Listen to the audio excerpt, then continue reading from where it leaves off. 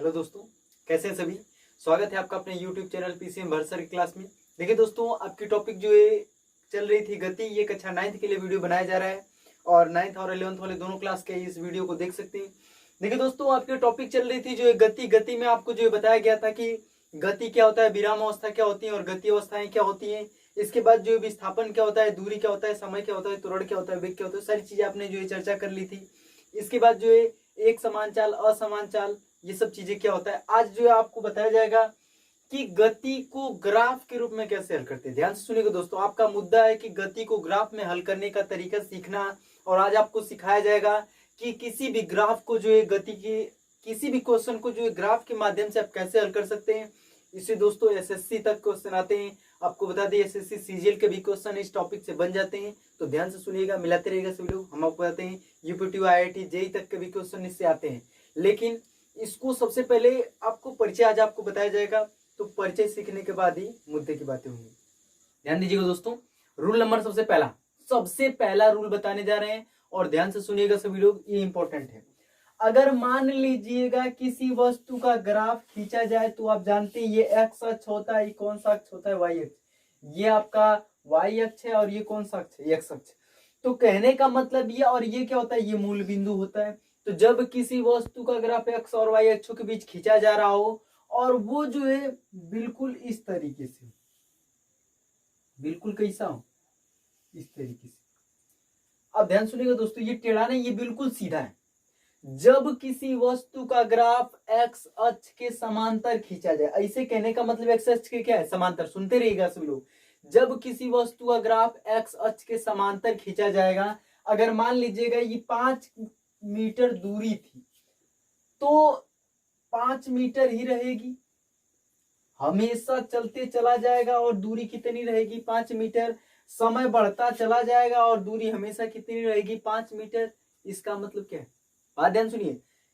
2 घंटा हुआ 5 मीटर पे था, 10 घंटा हुआ 5 मीटर पे था, 10 साल हो गए 5 मीटर पे था, 100 साल हो गए, बुढ़े हो गए, तब भी जो है 5 मीटर पर था। तो इसका मतलब क्या है, इसका मतलब है कि वस्तु कौन सी अवस्था में, विराम अवस्था में।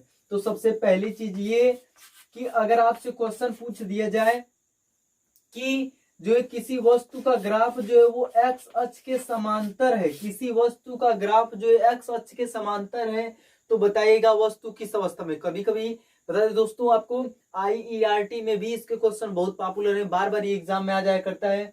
तो आपको क्या लिखना है, अगर मान लीजिएगा ऐसे आ जाए कि ऐसा ग्राफ दे दे, आपको फिगर दे दे और पूछ दे कि प्रदर्शित निम्न ग्राफ प्रदर्शित करता है, तो आपको ऑप्शन ट्रिक करना है कौन सी अवस्था को, विराम अवस्था को। क्यों, क्योंकि समय जो है आपका बदल रहा है लेकिन दूरी बदल नहीं रही है।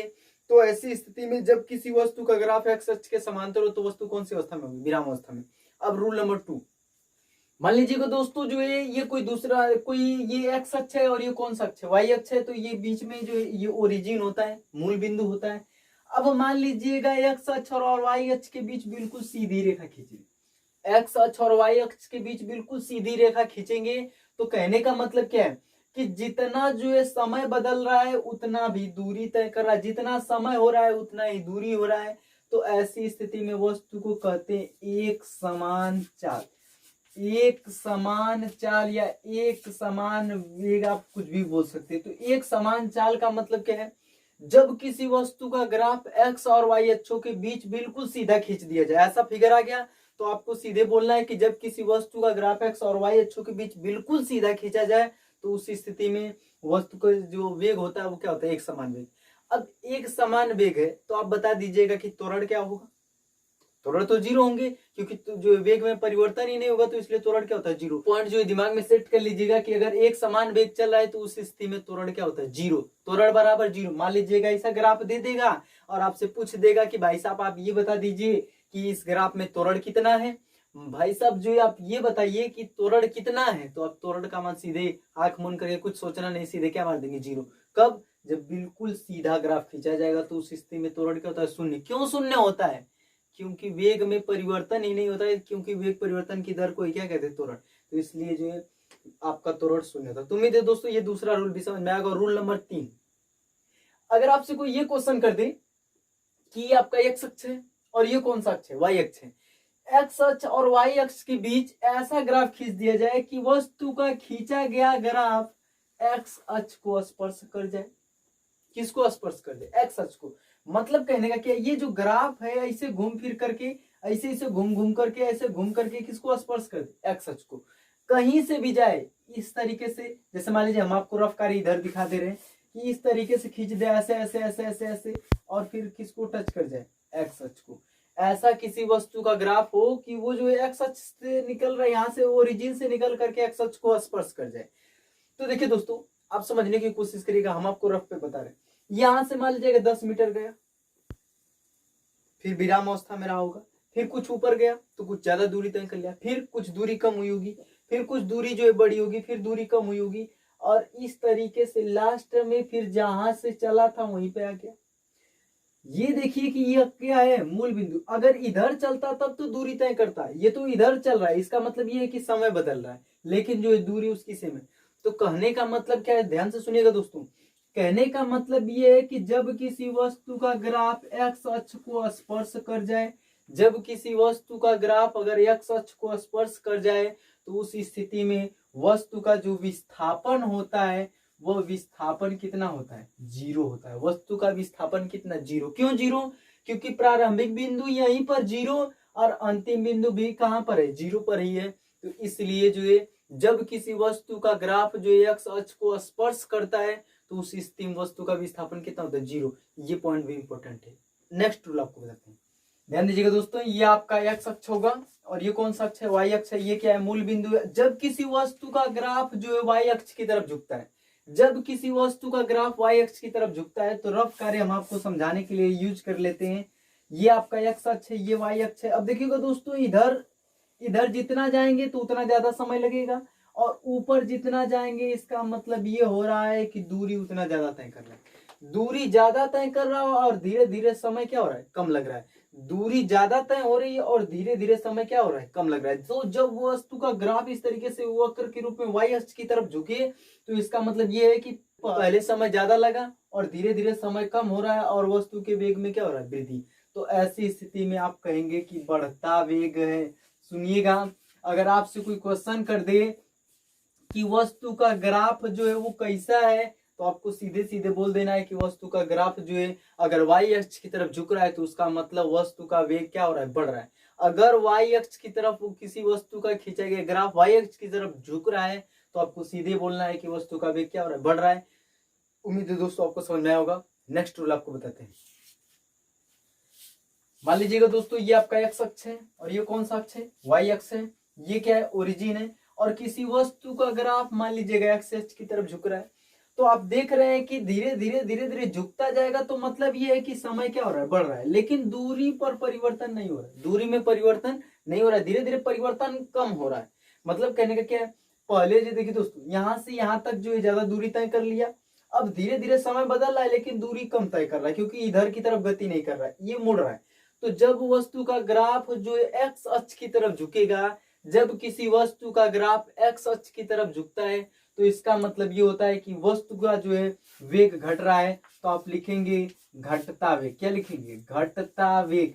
ऐसी स्थिति में वस्तु का ग्राफ जो है घटता वेग को प्रदर्शित करता है। जब किसी वस्तु का ग्राफ एक्स अक्ष की ओर झुकता है, तो वस्तु का ग्राफ जो है वो घटता वेग की स्थिति में होता है, घटती चाल की स्थिति में होता है। इस तरीके से आप लिख सकते हैं। नेक्स्ट रूल बताते हैं, ध्यान दीजिएगा दोस्तों। जब किसी वस्तु का ग्राफ एक्स वाई अक्षों के बीच कभी ऊपर कभी नीचे, कभी ऊपर कभी नीचे इस तरीके से जाए, तो कोई बता देगा। भाई देखिए, कभी जो ऊपर की तरफ, कभी नीचे की तरफ, कभी ऊपर कभी नीचे, कभी ऊपर नीचे, इस तरीके से ऊपर नीचे होगा, तो मतलब कभी ज्यादा दूरी तय कर लिया, कभी कम तय किया, कभी ज्यादा कभी कम, कभी ज्यादा कभी कम, कम ज्यादा कम ज्यादा, इस तरीके से स्थिति होती रहेगी। तो कहने का मतलब क्या है? जब किसी वस्तु का ग्राफ जो है ऊपर नीचे एक्स और वाई अक्षों के बीच ऊपर नीचे इस तरीके से गति करे, टेढ़ा मेढ़ा गति करे, तो ऐसी स्थिति में वस्तु घटता बढ़ता चाल। जब किसी वस्तु का ग्राफ एक्स और वाई अक्षों के बीच ऊपर नीचे तो मतलब कभी घटेगा कभी बढ़ेगा, कभी घटेगा और कभी बढ़ेगा। तो ऐसे ग्राफ को ही कहते हैं घटता बढ़ता चाल। जो है ग्राफ आप घटता बढ़ता चाल, घटता बढ़ता जो है वेग, आप कुछ भी बोल सकते हैं। अब हम आपको लास्ट रूल बताते हैं और बहुत ही इंपॉर्टेंट रूल है दोस्तों, ध्यान से सुनिएगा।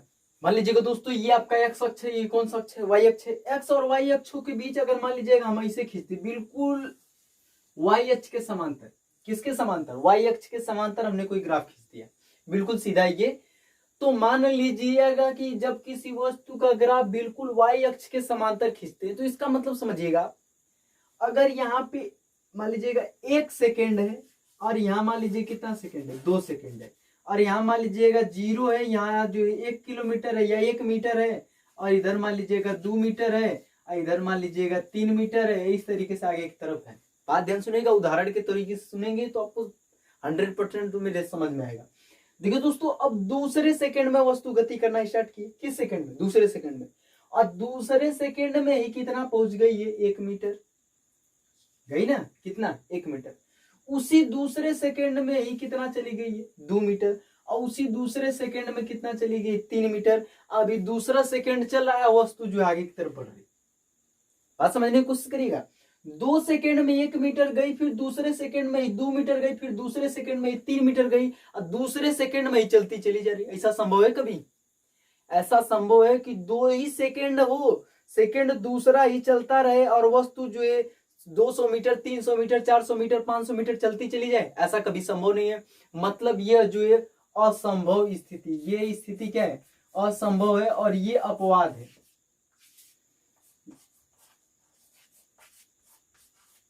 दोस्तों ये अपवाद नियम है, इसको आपको बहुत ही पॉपुलर तरीके से दिमाग में रखना है। ये बार बार जो है एग्जाम में आ जाता है, यूपीटीयू के एग्जाम में आ जाता है कि निम्न ग्राफ किस स्थिति को प्रदर्शित कर रहा है। तो आपको याद रखना है कि जब किसी वस्तु का ग्राफ वाई अक्ष के समांतर हो जाएगा तो वस्तु का जो ग्राफ होता है वो असंभव स्थिति को प्रदर्शित करता है। देखिए दोस्तों, अब एक बार फिर से जो है सारे रूल को एक बार रिपीट करते हैं, ध्यान से सुनिएगा। लास्ट रूल जो है आपको बहुत ही बारीक तरीके से सीखना होगा। देखिए दोस्तों, जब किसी वस्तु का ग्राफ जो है एक्स अक्ष के समांतर खींचा जाएगा तो वस्तु कौन सी अवस्था में? विराम अवस्था में। जब किसी वस्तु का ग्राफ जो है एक्स अक्ष को स्पर्श करता है तो उस स्थिति में वस्तु का विस्थापन क्या होता है? 0 होता है। जब किसी वस्तु का जो ग्राफ है वह जो है इस तरीके से एक्स अक्ष की तरफ अगर झुकता है तो वस्तु का वेग घटता है। अगर किसी वस्तु का ग्राफ अगर वाई अक्ष की तरफ झुकता है तो वस्तु का जो वेग होता है वो क्या होता है? बढ़ता है। जब किसी वस्तु का ग्राफ एक्स और वाई अक्षों के बीच बिल्कुल सीधा होता है तो उस स्थिति में उसका त्वरण 0 होता है और वस्तु की चाल एक समान चाल होती है। जब किसी वस्तु का ग्राफ जो वाई अक्ष के समांतर होता है तो वस्तु असंभव स्थिति में होती है। और एक्स और वाई अक्षों के बीच कभी ऊपर नीचे ऐसी स्थिति हो तो घटता बढ़ता चाल वेग, इस तरीके से आप बोल सकते हैं। तो उम्मीद है दोस्तों आपको ये वीडियो समझ में आया होगा पूरी तरीके से। अगर बातें समझ में आई होंगी तो लाइक करिएगा, कमेंट करिएगा, और जो है अगर चैनल पर नए हैं तो चैनल को सब्सक्राइब कर लीजिएगा, क्योंकि ऐसे आपको वीडियो रेगुलर मिलते रहेंगे। धन्यवाद।